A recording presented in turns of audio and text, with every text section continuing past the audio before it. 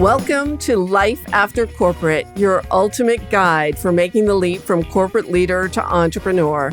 I'm Deb Boulanger, entrepreneur, executive leader, and founder of the Launch Lab for Women Entrepreneurs.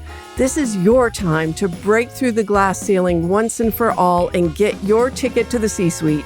Come back each week to get the leading strategies, advice, and tools that will give you the skills and confidence you need to replace your corporate paycheck. Are you ready? Let's go. Episode 15. Do you have what it takes to be a successful business owner? Some of the skills you developed in the corporate world will serve you well as an entrepreneur. And you'll also experience new challenges and new situations that require you to grow and develop new skills. This game is played with a currency of resilience, my friend. There's no room for doubt. There's no room for second guessing or procrastination. Done is better than perfect. So buckle up and let's explore the multifaceted mindset required to be successful as an entrepreneur.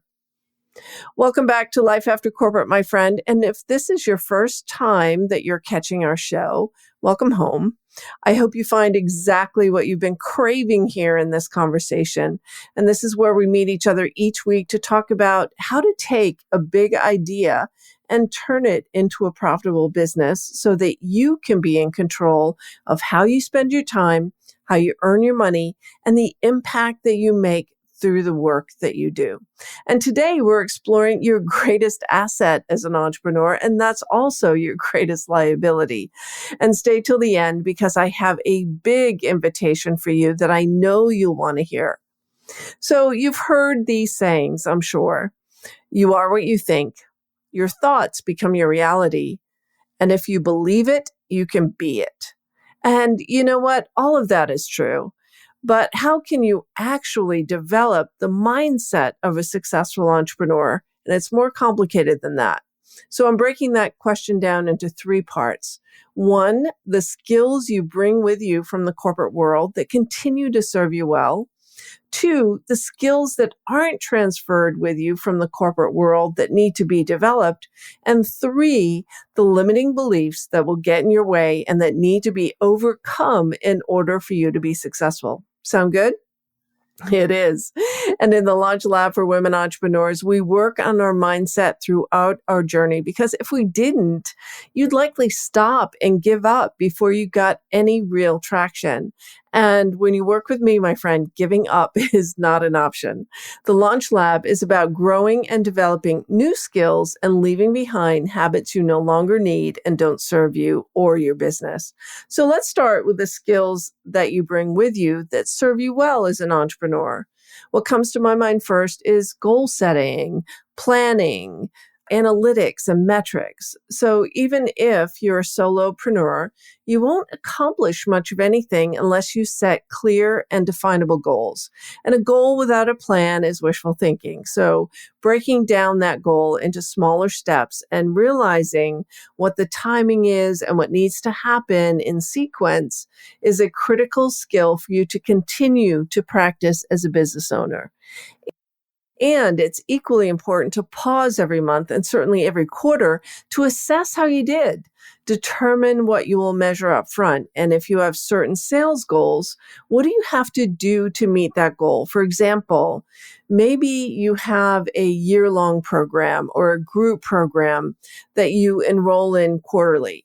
Understanding your metrics is really key to your success so that you do the right things in order to enroll clients. So when I open up the Launch Lab for Women Entrepreneurs, I know that during that period of enrollment, I am amplifying my message. I am showing up live on Facebook. I am showing up on LinkedIn and video. I am doing webinars. I'm talking about the Launch Lab, and I am showcasing the value that people get in working with me. If I don't do that, then I don't get people in the Launch Lab. So, it becomes super important to understand your revenue goal is just a number. And without an action plan to back up that number, you just have a wishful thinking strategy. So this is where predictable revenue starts. And predictable revenue, being able to turn on that flow of revenue into your business, is a critical skill. The other skills you bring with you as a leader are the organizational skills. You know how to manage your time, and hopefully you also know how to manage your resources. The managerial skills of delegation and communicating your expectations to your staff or virtual team when you first start out is super important. Having standard processes, regular staff meetings. Every Monday, I meet with Kim, who's my number one and my right arm, on what actions we've got planning this week. So she's the one who sets up all the webinars. She sets up all the lead pages. She sets up all my emails. She promotes the podcast. Without Kim, my marketing doesn't work. So we have a staff meeting every Monday so that we're in alignment on what we're going to accomplish this week. There are also skills that you won't naturally carry with you from corporate that you need to develop because you didn't have to use these skills in corporate. But developing these skills ensures that you've built resiliency in your business. And we'll talk about resiliency over and over again. And these are the skills that include creative problem solving and stick-to-itiveness when things don't work out the way you expect them to. So it's important that when a launch doesn't go the way you thought it would, or you give a talk and it doesn't have the same impact that you wanted it to have, that you can creatively problem solve what worked well, what you liked best, and what you want to change the next time you offer that course or you offer that talk, or you do that webinar, or you record that podcast. What is it that you want to do better next time? The second skill is options thinking. There's typically more than one way to launch a business, a product or service, or to market your services. So what options are available to you? Sometimes when you first get started, there's a lot of trial and error. And just because one strategy didn't work doesn't mean you need to scrap the entire project. So to sum it up, the skills in this category all align to resilience. Being a successful business owner means you're also balancing reliance on your own intuition with data from the outside. So it's great to look to experts for answers, and it's also great to disrupt the status quo by innovating what was working well to something that works even better. So creativity, resilience, stick-to-itiveness, all of those are critical skills that you need to develop. And to do that, you need to trust yourself and have confidence in your actions. So did I say entrepreneurship isn't for the faint of heart? Confidence isn't necessarily something that everyone was born with or that everyone has cultivated, but it becomes super important as you venture out on this entrepreneurial journey. And this is why some companies grow so much faster than others. If you as a leader can't have confidence in your decisions and actions, you may meander along and that will hurt your profitability. Resilience also means that when you do a launch and you hear crickets, when you do a launch and you launch a program, you open up your shopping cart and no one buys. It means you don't take it personally. You know that opening up your program for enrollment is only the very first step in your sales process. It's not the last word. You got to keep on keeping on, my friend. Your audience is watching you. They want to know how committed you are to your business and your mission. So there are people that are on your list that are going to your events. They're reading your social media feeds, and they might be watching you and listening to you for months before they ever decide to do business with you. So you keep on keeping on. They want to know how committed you are to your business and your mission. You don't just say, hey, come on and join me. And if no one signs up right then and there, you pack up your toys and go home. Resilience, my friend, resilience. I think this entire show could have been built around that one key word is resilience. So now as you move down this path, there are some things that you absolutely must let go of. The first is comparing yourself to others. Think about it. Does anything ever good come from comparing? You either come out on top or you don't stack up. Either way, it's a judgment call. You are either judging someone else or you're turning your judgment on yourself. Ouch. So if you see something that someone else does well or something they've achieved, it's only your inner desire calling to do that for yourself. It's your inner voice saying, oh, I want that too. I want to have that. I want to experience that. And that is a beautiful and clarifying thing. And for those of you who have the perfection gene, and you know who you are, please realize that no one is perfect. So I once heard a story about Persian rug makers who would take years to make a royal creation for the prince and would intentionally weave flaws into the carpet because only God was perfect.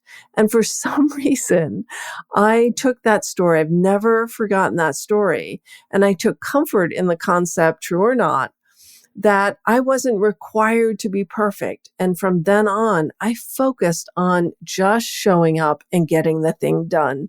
And if there was some imperfection that I wove into this process, then I was okay with that because I'm not required to be perfect.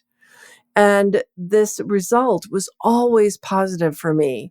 If I just showed up, if I just got the thing done, I always got a new client or a positive review or someone or new people who are following me. Any action is better than no action. Your business can't grow if you're too busy perfecting your product or perfecting your message before you launch. And, it's impossible anyway. Every offering has its flaws. And that's why we spend time launching programs with our clients so that we can then learn the process of what's working so we can do more of that. And what's not working, we can cut out of the process. So, of course, the other side of the perfectionism gene is procrastination. That's when you delay and delay and delay because you don't feel ready, because it feels hard. And when, in my experience, it's really best to sit down and just do that shitty first draft. If you have ever read the book Bird by Anne Lamott, you know what I mean. Just sit down at the desk, set a timer, and work in sprints. It doesn't have to be perfect. You just have to sit down and get it done. And in full transparency, that's what I'm doing right now.